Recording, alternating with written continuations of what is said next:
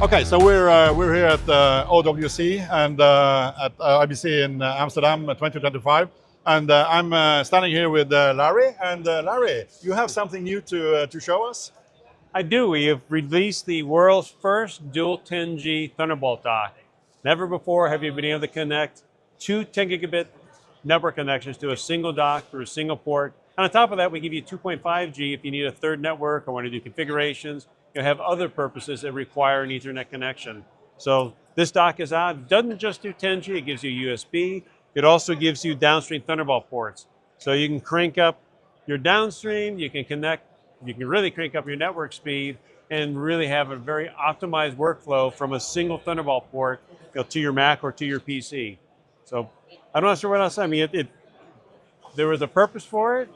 There was a need for it, which is why this product now exists today. And there was a lot of feedback. In fact, one of your office hour guys supported and gave us a bit of feedback on that. So I appreciate everything. But this came out of video workflow needs, especially with Jellyfish, where either higher bandwidth, more just transfer speed was a benefit, or, and this is something that, yes, this is not a space that I live in every day.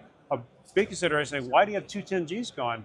Well, we have one going to this dedicated video infrastructure over here, and the other goes to our storage. We don't want to connect the Jellyfish alongside of our video streams.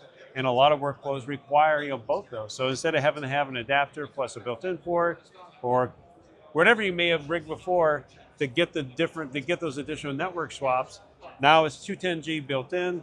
It works with NDI. They're Dante compatible, both ports. They're native on the Mac. There's no driver required. This is plug and play and go. And well, let's talk about Dante and NDI and the different virtual LANs or VLANs. How do you see, you've been talking about transfer to storage, etc. What is the main thing you get with this in a Dante environment or NDI environment, which is using VLANs to a big extent? Extremely high speed and reliability, period. I mean, flawless interoperability. And I'm sure somebody else gave a much more in-depth name, but it's just more capacity to create and run your workflow without any headaches or hassle. I mean, I know there's a lot of work and to get everything right, to sometimes take a lot of tweaking. Now you have a dock that's made it very easy to get everything right with almost plug and play. Yeah, and I have to say, this is a really rugged product, as you can expect from OWC. As you can see here, we have look at this locking Thunderbolt ports. You have a really rugged main power port, and of course you have USB-A's as well. And these amazing NICs here, and even a Kensington lock. That is cool. Sir. If you have it on here, you should probably have a Kensington lock on it. Maybe. And what is the speed on the front one? That's 2.5. And we brought that actually, and that was feedback, additional feedback that was provided. Is essentially said there's a lot of cases where whether you're doing diagnostics or configurations that's done over Ethernet. That makes it, instead of having to go to a back port or disconnect something, you've got this additional front port, which is also full 2.5 gigabit network. I mean, if you need it for a third network, Yeah. I'm not using the right link, I'm not using the right terminology, but nonetheless, you want to have it connected to 3 independent networks. You can do it, or it's a really great tool for doing diagnostics or configuration on devices that want to connect over via an Ethernet connection. Perfect. That's a perfect product. Would you say hi to Jason, maybe? Hi, Jason. And special thanks to Jason for early on giving us a good bit of feedback on it. In fact, we have this little side mount here. This is actually a place for the power. Yeah. Yes, that's where a power a little hook exists. So if you're in a rack or you're in you're in a movable rack or on some sort of card, I mean, this gives you the ability to secure your power to make it even harder to disconnect. But even the power ports, you talk about the ruggedness and just the design.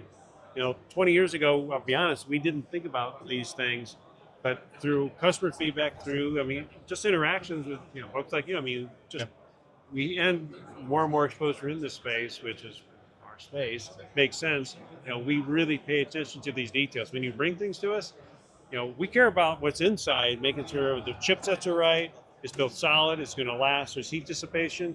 But these little details that happen, it's on a desktop, it's in a lab, Because even in a lot of user environments, this doesn't matter because the power cable's not going to be touched. But then all the feedback from folks that, hey, these are being taken everywhere. They're on racks or on carts that are moving around. This becomes really, really important. Even on a rack, if you're sliding things in and out, where sometimes something gets to get a little, you don't want a little tug, just or just a light, how do I say, nudge to cause something to disconnect, especially if it's in live, or even if it's not live. You don't want to have another problem with stuff. You're already doing something if you're in there. You don't. Yeah, we have enough of throw-down boxes that starts to fail for us, so we know. Well, all of this stuff. We work with. Our goal with OWC is to be the stuff it's kind of boring in the sense that once you plug it in, it just works. There's nothing really to do to it. We make it so it just works because there's so much else you got to do when you're collecting all this media, when you're running all these workflows. That's where the real work is. You don't need extra work, and we want to be that easy part. Okay, thank you.